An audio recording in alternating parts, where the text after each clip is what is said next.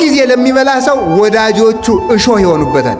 የተሰማራበት ሜዳ ሁሉ እሾህ ይሆንበታል። ቢያስተዳድር የሚቀበለው የለም፣ የሚገዛለት አያገኙ። ቢያገባ ትዳሩ ይበተንበታል፣ ይናጋል። ቢነግድ ገንዘቡ አይበረክትለትም። ዘመዶቹ ጠላት ይሆናሉ፣ ወዳጆቹ ይክዱታል። ዓለም በሙሉ እሾህ የበላው ደዌ ይሆንበታል። ሀገር ሁሉ ለሱ የማይመች ይሆናል። ሆድ መርከብ ነው። መርከብ ያለ ልክ ሲጫን ተሳፋሪዎቹ እንደሚሰጥሙት ሰው ያለ ልክ ሲበላ በጎ ዕቅድና በጎ ሕሊና ሁሉ ይሰጥማል ማለት ነው። ጾም እግዚአብሔርን የመውደድ ምልክት ነው። እግዚአብሔርን የማክበር ምልክት ነው። በጾም ጊዜ ግን የጾም ሰዓትን ሽሮ እንጀራ መብላት ማለት ከእግዚአብሔር ይልቅ ይህ እንጀራ ይሻለኛል ማለት ነው። ጾመኛ ሰው በእውነቱ ከዝሙት መቆጠብ ይችላል። ከስድብ መቆጠብ ይችላል። ከመግደል መቆጠብ ይችላል። ከመደንፋት፣ ከኩራት፣ ከትዕቢት፣ ከማን አለብኝነት እኔ እበልጣለሁ ከማለት ከዚህ ሁሉ የሚሰበስበን ጾም ነው። ሰውነታችን መግዛት የምንችልባቸው ሁለት መሰረታዊ ነገሮች አሉ። አንደኛው ጾም ነው። ሁለተኛው አፍን መግራት ነው። የኃጢአት ይቅርታ የሚገኘው በጾም እንደሆነ የነነዌ ሰዎች በቂ ማስረጃ ነው። እግዚአብሔር ባህሪው ንጹሕ ስለሆነ በረከሰ ቦታና በረከሰ ሰውነት አድሮ አይኖርም። ጾም ደስታን ያጎናጽፋል። ልፋት፣ ድካም፣ ሥራ፣ ፍቶት፣ ደዌ እንዲህ ያለው ነገር ሁሉ የሚሰለጥነው ጾምን በመሻር ነው። ደዌ ደግሞ የሚርቀው በአንጻሩ ውጣ ውረድ የሚርቀው ምንም የማያተርፉበት ድካም የሚርቀው ትንሽ ሰርቶ ብዙ በረከት ማግኘት የሚመጣው ከጾም የተነሳ ነው። በረከትን ከእኛ ጋር አጽንቶ የሚያኖረው ጾም ነው። ጾም የሚፈውሰው የነፍስን ቁስል ነው። ነፍስ ስትፈወስ ደግሞ ሥጋ ይፈወሳል። ጌታችን ኢየሱስ ክርስቶስ የታመሙ ሰዎችን ሲፈውስ ምንድን ነበር የሚለው? ጆሮህ ድኗል፣ አፍህ ድኗል፣ ወገብህ ድኗል፣ እግርህ ድኗል ሳይሆን የሚለው ኃጢአትህ ተሰረየችልህ ነበር የሚለው። ኃጢአትህ ተሰረየችልህ የሚለው ለምንድን ነው? ሁልጊዜ ስንጾም አጋንንት ይርቃሉ፣ ክፉ ሕሊና ይርቃል፣ ፍቶት ይቀነሳል። ጾም በሥጋ ሲገራ ሕሊና ለልብ ይገዛል፣ ልብ ደግሞ ለእግዚአብሔር ይገዛል። በጾም እግዚአብሔር መውደዳችን። ሰላም ጤና ይስጥልኝ። ውድ የዚህ የዩቱብ ቻናል ተከታታዮች እንደምን አላችሁ? እንደምን ደረሳችሁ? እግዚአብሔር ይመስገን በጣም ደህና ነኝ። ውድ የዚህ የዩቱብ ቻናል ተከታታዮች በዛሬው ዕለትም ወቅታዊ ትምህርት የሆነውን የአብይ ጾምን አስመልክቶ ከጾም ምን ጥቅም እናገኛለን፣ አብይ ጾምን እንዴት መጾም እንዳለብን፣ ከጾም የሚገኙ በረከቶችን ርዕሰ ሊቃውንት አባ ገብረ ኪዳን አባታችን ያስተምሩናል። ውድ የዚህ የዩቱብ ቻናል ተከታታዮች ይህንን የዩቱብ ቻናል ሰብስክራይብ፣ ላይክ፣ ሼር እያደረጋቸው እንድትከታተሉ በእግዚአብሔር ስም ጠይቃለሁ። የተወደዳችሁ እግዚአብሔር ቤተሰቦች በቀጥታ ወደ ትምህርቱ እናመራለን። በስመ አብ ወወልድ ወመንፈስ ቅዱስ አሐዱ አምላክ። በባህሪው ሞት በመንግስቱ ሽረት የሌለበት ቅድመ ዓለም የነበረ ዓለምን የፈጠረ ዓለምን አሳልፎ የሚኖር የአባቶቻችን አምላክ ቅዱስ እግዚአብሔር በሀብት ስቦ በረድኤት አቅርቦ ስለሰበሰበን በቅዱስ ቤቱም እንድንኖር ስለፈቀደልን ቃሉን እንድንማርም ስለፈቀደልን ስሙ የተመሰገነ ይሁን። እናታችን ቅድስት ድንግል ማርያም ወላዲተ አምላክ፣ ቅዱስ መስቀሉ፣ ቅዱሳን መላእክት፣ ነቢያት፣ ሐዋርያት፣ ሰማዕታት፣ ደናግል፣ መነኮሳት፣ ቅዱሳን ሁሉ እግዚአብሔር ያከበረው ስማቸው የተመሰገነ ይሁን። በረከታቸው ይደርብን። የተከበራችሁ የእግዚአብሔር ቤተሰቦች፣ ሊቃውንተ ቤተ ክርስቲያን፣ መምህራን፣ ካህናት፣ ዲያቆናት፣ ሁላችሁ ምእመናን አንድ አምላክ በሚሆን በአብ በወልድ በመንፈስ ቅዱስ ስም እንደምን ዋላችሁ? እንደምን ሰነበታችሁ? እንደምን አመሻችሁ? ቸሩ አምላካችን እግዚአብሔር እስከዚች ቀን ሰዓት ስላደረሰን ስሙ ይክበር ይመስገን። በመካከላችን ተገኝቶ እንዲያስተምረን እንዲመክረን ቅዱስ ፈቃዱ ይሁንልን። ጾም ምንድን ነው ከሚል እንጀምራለን። ጾም ምንድን ነው? የጾም ዘይቤያዊ ፍቹ ይኖራል። እንደገና ደግሞ ምስጢራዊ ወይም ግብራዊ ፍቺ አለው። ጾም በቃሉ ሲተረጎም ጾምሰ ተከልኦተ ብሲ እመብል በጊዜ ውቅ በውስተ ሕግ ይላል። ፍትሐ ነገሥት አንቀጽ 15 ላይ 318ቱ ሊቃውንት ሲናገሩ ጾም ማለት የሰው ከመብል መከልከል ነው። ጾም ማለት በሕግ በታወቀ ጊዜ የሰው ከመብል መከልከል ጾም ይባላል። ዝም ብሎ ጊዜ አይደለም። በሕግ በታወቀ ጊዜ፣ ለሁሉም ጊዜ አለው። ለምሳሌ ለጾመ ነቢያት አለው እስከ 9 ሰዓት ነው። ጾመ ገሃድ እስከ ምሽት 1 ሰዓት ነው የሚጾመው። ጾመ አብይ ጾም የመጀመሪያው ሳምንት እስከ 12 ሰዓት ይጾማል። 40ው ቀን እስከ 11 ሰዓት ይጾማል። ሰሙነ ሕማማት ደግሞ እስከ 13 ሰዓት ወይም እስከ ምሽት 1 ሰዓት ይጾማል። ዓርብ ረቡዕ ወይም ጾመ ድህነት ይባላል። እነዚህ ደግሞ እስከ 9 ሰዓት ይጾማሉ። ምክንያት አላቸው፣ እነሱ እናመጣቸዋለን በጊዜው። ጾመ ነነዌ እስከ 9 ሰዓት ነው። ጾመ ፍልሰታ እስከ 9 ሰዓት ይጾማሉ። ጾመ ሐዋርያትም እስከ 9 ሰዓት ይጾማል ማለት ነው። ይህንን ከአቅም በላይ የበለጠ የሆነ ደዌ የሌለበት ሰው በዚህ ሰዓት መብላት አይችልም። ቢታመምም አራስ ቢሆንም እንኳ ምን አይነት ሰው ነው ይሄን ጾም መሻር የሚችለው? ምግብ መውሰድ አቁሞ ውሃ በጥጥ የሚወስድ ሰው ነው። ውሃ በጥጥ የሚወስድ ሰው ይሄንን ጾም ሊሽር ይችላል። ያውም በኋላ ሲድን ቀኖና ይሰጠዋል። ያም እንኳ ቢሆን ማለት ነው። ከዳነ በኋላ በንስሐ አባቱ አማካኝነት ቀኖና ይሰጠዋል ማለት ነው። ስለዚህ ጾም ማለት ተከልኦተ ብሲ እመብል በጊዜ እውቅ በውስተ ሕግ። ጾም ማለት በሕግ በታዘዘ ትእዛዝ በታወቀ ጊዜ የሰው ከመብል መከልከል ነው። እንዘ ይትዔዘዝ ለዘሐገጎ ሕጉን ለሰራው ለእግዚአብሔር በመታዘዝ የሰው ከመብል መከልከል ጾም ይባላል። እንዘ ይትዔዘዝ ለዘሐገጎ ሕጉን ለሰራው ለእግዚአብሔር እየታዘዙ ከመብል መከልከል እሱ ምን ይባላል? ጾም ይባላል ማለት ነው። ለምንድን ነው እንዲህ ያለው? ለስርየተ ኃጢአት፣ ለኃጢአት ስርየትን ያገኝ ዘንድ ወለብዝሃ እሴት፣ ብዙ ደስታንም ተመልከቱ ያገኝ ዘንድ ፈቂዶ ይኪያሁ ከመ ያድክም ኃይለ ፍቶት፣ የፍቶት ኃይል ይደክም ዘንድ ድል ይነሳ ዘንድ።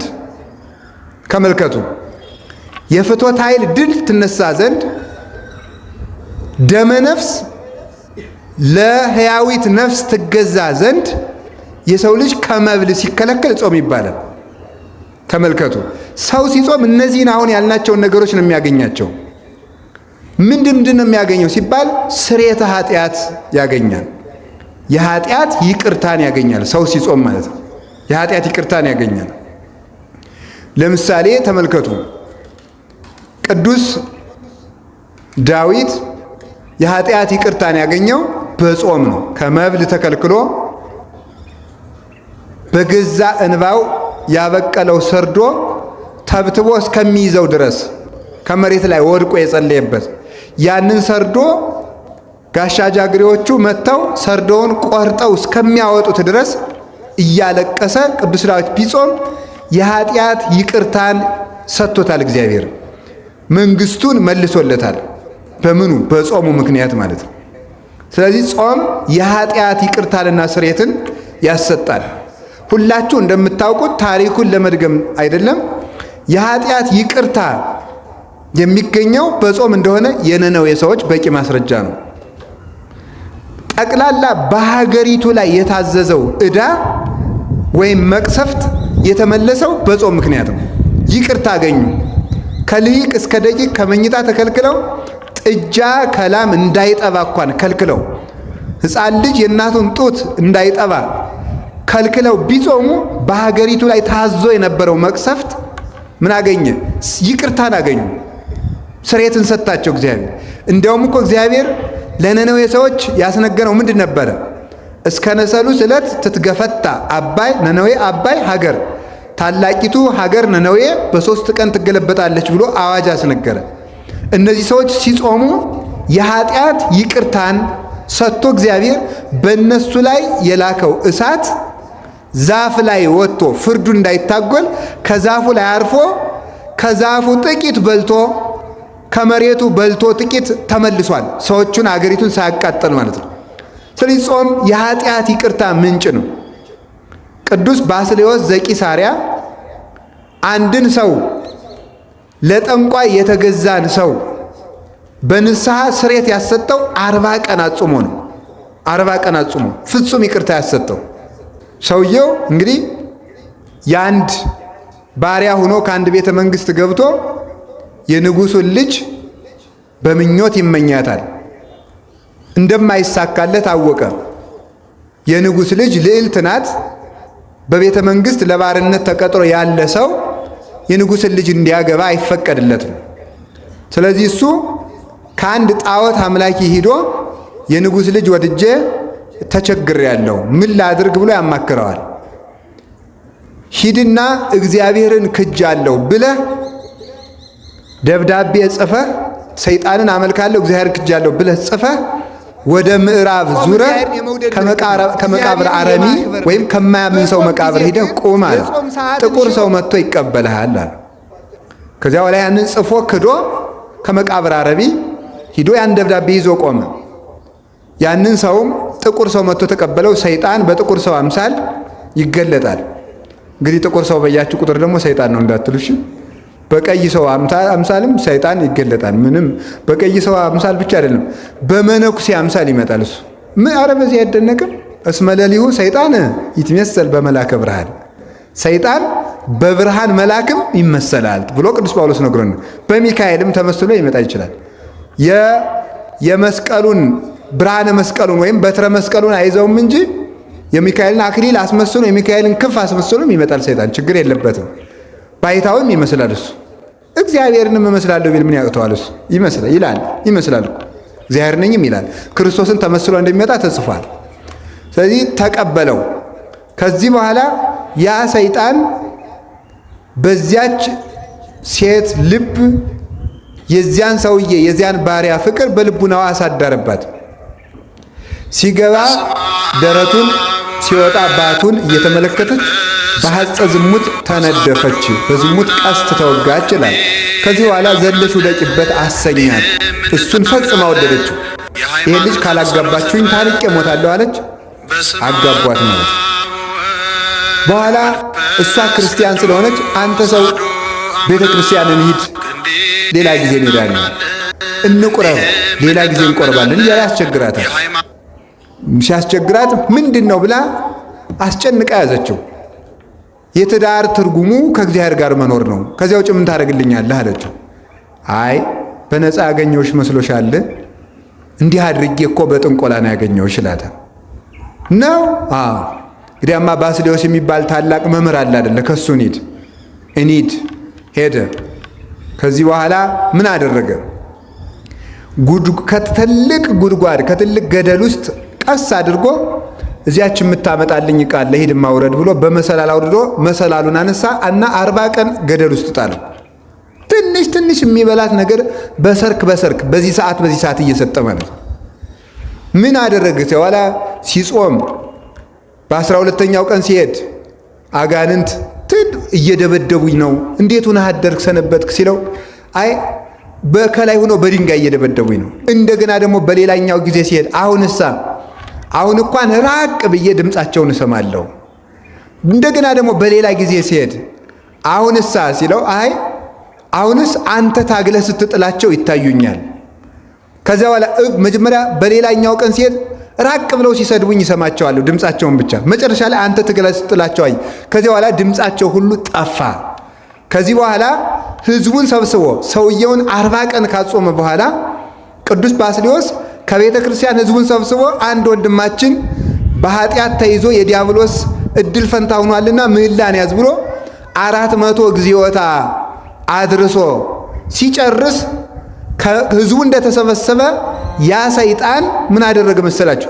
ባስልዮስ አትዘብዝበኝ፣ አትጨቅጭቀኝ፣ እሱን ልደብዳቤው ብሎ ሰይጣንን ክጀዋለሁ፣ ሰይጣንን አመልከዋለሁ፣ ክርስቶስን ክጀዋለሁ ብሎ የፈረመበትን ደብዳቤ ሰይጣን ራሱ አምጥቶ ከህዝብ መሃል ጣለለት። ከዚያ በኋላ ለዚያ ሰው ስርየት አሰጥቶ ደብዳቤውን ደምስሶ ቅዱስ ባስልዮስ ቅዱስ ሥጋውን ክቡር ደሙን ለዚያ ሰው ሰጠው ማለት ነው። በ40 ቀን ጾም ነው ስርየት ያሰጠው ማለት ነው። እና ጾም የኃጢአትን ዕዳ ይፍቃል። መቅሰፍትን በኃጢአታችን ምክንያት ሊመጣብን ሊታዘዝ የነበረውን መቅሰፍት ያርቃል። ያለ ጊዜያችን ከመቀሰፍ ይሰውራል ማለት ነው። ቅስፈትን ያርቃል፣ የኃጢአት ይቅርታን ያሰጣል። የኃጢአታችን ይቅር ሲባል የኃጢአት ስርየት ጥቅሙ ምንድነው ስትሉ ከእግዚአብሔር ጋር ማኖሩ ነው። እግዚአብሔር ባህሪው ንጹሕ ስለሆነ በረከሰ ቦታና በረከሰ ሰውነት አድሮ አይኖርም። በረከሰ ቦታና በረከሰ ሰውነት አድሮ ስለማይኖር ኃጢአት ባለበት እግዚአብሔር የለም። ስለዚህ ኃጢአታችን ሲፋቅ የምናገኘው ትልቁ ጸጋ ማን ነው? እግዚአብሔርን ራሱን ነው። እግዚአብሔር ያን ጊዜ መጥቶ ይዋሃዳናል ማለት። እግዚአብሔር ከሰው ጋር እንዳይኖር የሚያደርገው ምንድነው ካላችሁኝ ኃጢአት ነው። ትንቢተ ኢሳይያስ ምዕራፍ 55 ላይ ሲናገር እናንተ የእስራኤል ሰዎች ጾመናል አልሰማህንም ትላላችሁ፣ ጸልየናል አልሰማህንም ትላላችሁ፣ ሰግደናል አልሰማህንም ትላላችሁ፣ ዕጣን መስዋዕት አቅርበናል አትሰማንም ትላላችሁ። ነገር ግን እኔ የምፈልገው ጾም ይሄ አይደለም። እናንተን እንዳላያችሁ ያደረገኝ ኃጢአታችሁ በመሃል በእኔና በእናንተ መካከል እንደ ግድግዳ ቆሞ ነው ይላል። ትንቢተ ኤርምያስ ምዕራፍ 3 ላይ ሲናገር እናታችሁን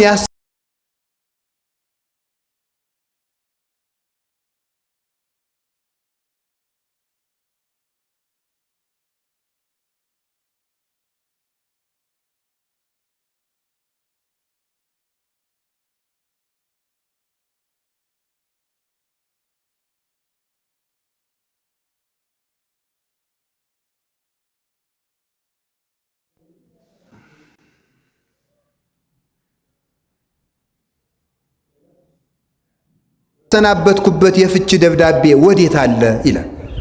እናታችሁን የፈታሁበት እናታችሁ የሚላቸው ለቤተ እስራኤል መቅደስን ኦሪትን ነው፣ ለእኛ ቤተ ክርስቲያንን ነው። እናታችሁን የፈታሁበት የፍች ደብዳቤ ወዴት ነው? እናንተስ ልጆቼ እኔስ አባታችሁ አይደላችሁምን? ነገር ግን ኃጢአታችሁ ከእናንተ ጋር እንዳልኖር መሃል ላይ እንደ ግርግዳ ተጋረደብኝ ይላል። ያንን የኃጢአት ግርግዳ የኃጢአት ግንብ የሚያፈርሰው ስርየተ ኃጢአት ነው። ስርየተ ኃጢአትን የሚያሰጠው አንዱ ማን ነው? ጾም ነው። ስለዚህ ሰው ሲጾም የኃጢአት ይቅርታ ያገኛል። የኃጢአት ይቅርታ ሲሰጥ ሊያጥር የነበረ የሕዝብ ዕድሜ፣ ሊፈርስ የነበረ ሀገር ይታነጻል። ሊያጥር የነበረ ዕድሜ ይቀጠላል። የተለየን እግዚአብሔር ከኛ ጋር ይሆናል። ጸጋ እግዚአብሔርም ይታዘዛል። ስንጾም ስርየት እናገኛለን። ስርየት ስናገኝ እግዚአብሔር ከኛ ጋር ይሆናል። እግዚአብሔር ከኛ ጋር ሲሆን ከሀገርም ከሕዝብም ርቆ የነበረ ረድኤት ይመጣል። ዝናብ በጊዜው ይመጣል። ደመናት በጊዜው ይመላለሳሉ። ነፋሳት በጊዜያቸው ይነፍሳሉ። ቀላያትም በጊዜያቸው ይፈሳሉ። ምድርም የዘሩባትን ታበቅላለች። ሰማይም ዝናብ ለክረምት ጠል ለመከር ይሰጣል ማለት ነው። የተባረኩ ልጆች ይወለዳሉ። ትውልድ ይባረካል። የኃጢአት ስርየት የሚገኘው አንዱ በጾም ነው። ስለዚህ ስርየተ ኃጢአት ለማግኘት አይነተኛው መድኃኒት ጾም ነው ማለት ነው። ጾመን የኃጢአት ይቅርታ እንድናገኝ አምላክ ቅዱሳን ይርዳን። ጾም ምን እንደሆነ እያያችሁ ነው። ሁለተኛው ተመልከቱ፣ ብዝሃ ሐሴትን ደስታን ይሰጣል። ጾም ደስታን ያጎናጽፋል፣ ሐሴትን ይሰጣል ማለት ነው። መብል ሐዘንን ትካዝን ያበዛል። ለምን ሲባል መብል ባለበት ፈትው አለ። ባለፈው እንደተነጋገርነው እንጨት በጨመርን ቁጥር እሳት እንደሚነደው መብል በጨመርን ቁጥር ፍትወት በሰውነት ይቀሰቀሳል፣ ይሰለጥናል ማለት ነው። ስለዚህ ያን ጊዜ ደግሞ ፍትወት ሲያድርብን ትካዜ ያድርብናል፣ ሐዘን ይሰለጥናል፣ ጸጋን እናጣለን ማለት ነው። ጸጋን ስናጣ ሐዘን ይከተላል። ወደ አዳምና ወደ ሔዋን ተመልሳችሁ አዳምና ሔዋን ባልበሉበት ወቅት ደስተኞች ነበሩ። ሲበሉ ጸጋቸው ተገፈፈ። ያልተፈቀደላቸውን ጾምን ሲሽሩ ማለት ነው። ጾምን ሲሽሩ አባቶቻችን በለስን በብዙ ጎዳና ነው የተረጎሟት። ሔዋንና አዳም ቆርጠው የበሏት በለስ ዕውቀት ተብላ ትተረጎማለች፣ ሕግ ተብላ ትተረጎማለች፣ ፍቅር ተብላ ትተረጎማለች፣ ጾም ተብላ ትተረጎማለች። እነዚህ ሁሉ ነገሮች ነው በለስ ተብለው የሚተረጎሙ። ስለዚህ ምንድነው ሲባል እነሱ ሳይበሉ ደስተኞች ነበሩ። ያልተፈቀደላቸውን ሲበሉ ግን ጸጋቸው ተገፈፈና ሐዘንተኞች ሆኑ። ስለዚህ ሰው በለስን መሻር፣ አዳምና ሔዋን በለስን በሉ ማለት ሰው ጾምን ሻረ ማለት ነው። ሰው ጾምን ሻረ። በለስ ለአዳም የተሰጠችው በጾምነት ነው። ጾም ናት ያችን። ስለዚህ ያቺ ጾም ስትሻር ጸጋ ተገፈፈ። ጸጋ ሲገፈፍ ሐዘን ሰለጠነ ማለት ነው። ስለዚህ ለሔዋን በሕማም ለዲ ወወሊደኪ ይኩን ምግባይኪ ሀበ ምትኪ ተባለ። በሕማም በጭንቅ ውለጅ ተባለች። ፈቃድሽም ወደ ባልሽ ይሁን። አዳምም ጥረህ ግረህ ብላ። ልፋት፣ ድካም፣ ስራ፣ ፍቶት፣ ደዌ እንዲህ ያለው ነገር ሁሉ የሚሰለጥነው ጾምን በመሻር ነው። ደዌ ደግሞ የሚርቀው በአንጻሩ ውጣ ውረድ የሚርቀው ምንም የማያተርፉበት ድካም የሚርቀው ትንሽ ሰርቶ ብዙ በረከት ማግኘት የሚመጣው ከጾም የተነሳ ነው። ስለዚህ ጾም የደስታ ምንጭ ሲሆን መብል ደግሞ የሐዘንና የትካዜ ምንጭ ነው። በረከትን ይገፋል ማለት ነው።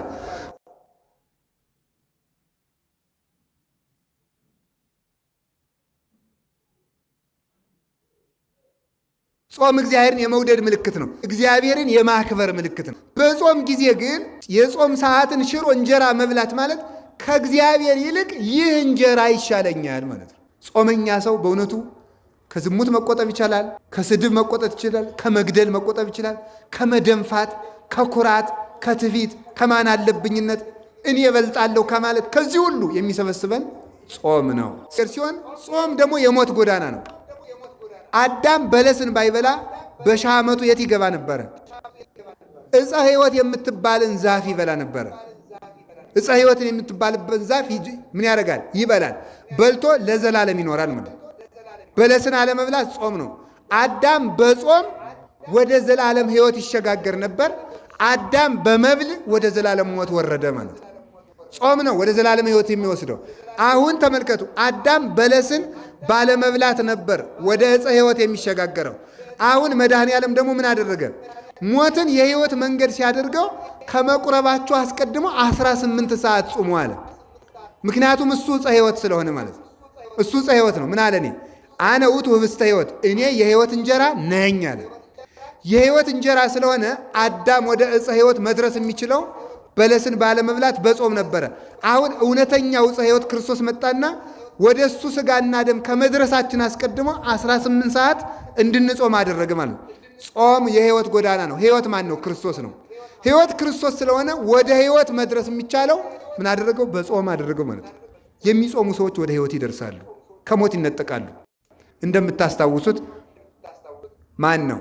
ነቢዩ ኤልያስ ከሞት የተሰወረው በምን ይመስላችኋል? በጾም ነው።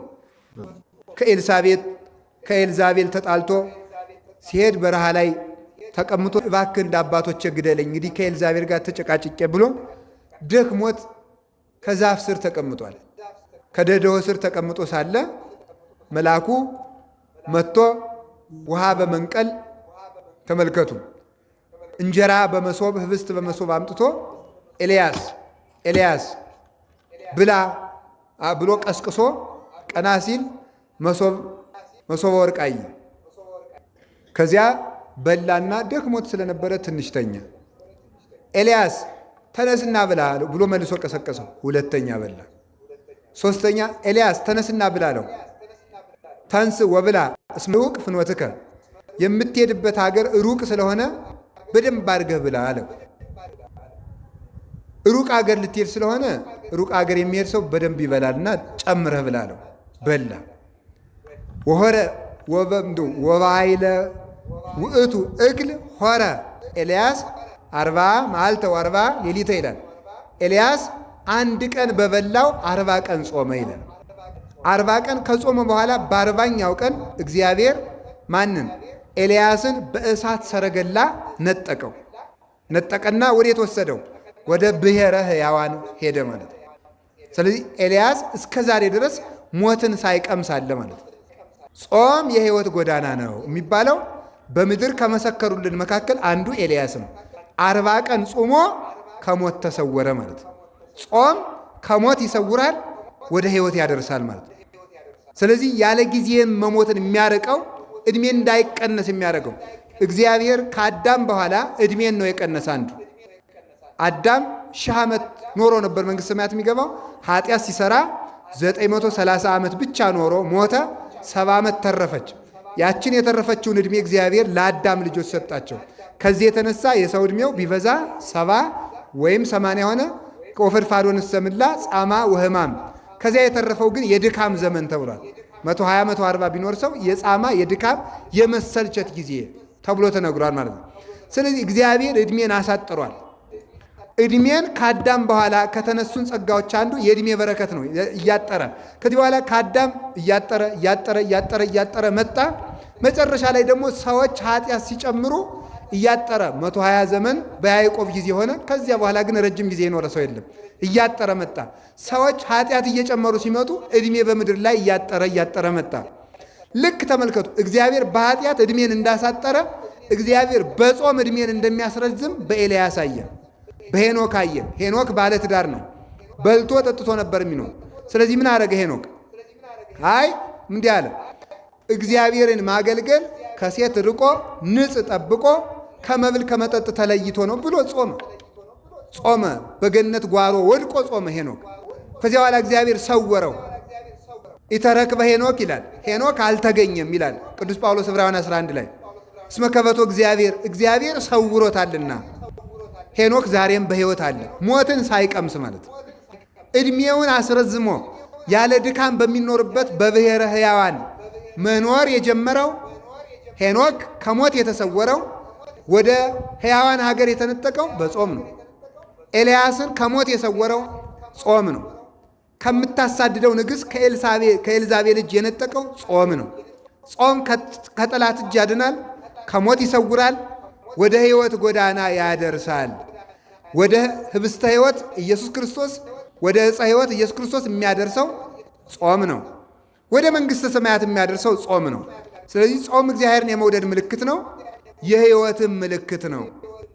አላችሁ የላችሁም? እግዚአብሔር ከሁላችን ጋር ይሁን። በጾም እግዚአብሔር መውደዳችን እንገልጣለን። በጾም እግዚአብሔር እናገለግላለን። በጾም ከመቅሰፍት እንድናለን። በጾም ከጠላት እጅ እንድናለን። በጾም በሽታ ይርቅልናል። በጾም በጎ ሕሊና ይሰጠናል። በጾም የትኛውም ሀገር ሰላም ይሆናል። የሀገር ሰላም ይመጣል። በጾም የኃጢአት ይቅርታ እናገኛለን። በጾም የተገፈፈ ጸጋ ይመለሳል። እነዚህ ሁሉ ጸጋዎች የምናገኘው በጾም አማካኝነት ነው። ለዛሬ ይበቃናል። ወስብሐት ለእግዚአብሔር። በርዕሰ ሊቃውንት አባ ገብረ ኪዳን ላይ አድሮ ያስተማረን የመከረን እግዚአብሔር አምላካችን ስሙ የተመሰገነ ነው። እንግዲህ የተወደዳችሁ እግዚአብሔር ቤተሰቦች በዚህ ጾም ከእግዚአብሔር በረከትን የምናገኝበት፣ ሰይጣንን ደግሞ የምናሸንፍበት፣ ድል የምናደርግበት ጾም እንዲያደርግልን የእሱ መልካም ፈቃዱ ነው። የተወደዳችሁ እግዚአብሔር ቤተሰቦች እንግዲህ በዚህ ትምህርት ጾም እንዴት መጾም እንዳለብን፣ ምን ማድረግ እንዳለብን ሁሉ ነው ርዕሰ ሊቃውንት አባ ገብረ ኪዳን ያስተማረን የመከረን እግዚአብሔር አምላካችን ስሙ የተመሰገነውን። ወስብሐት ለእግዚአብሔር። ይቆየን። አሜን።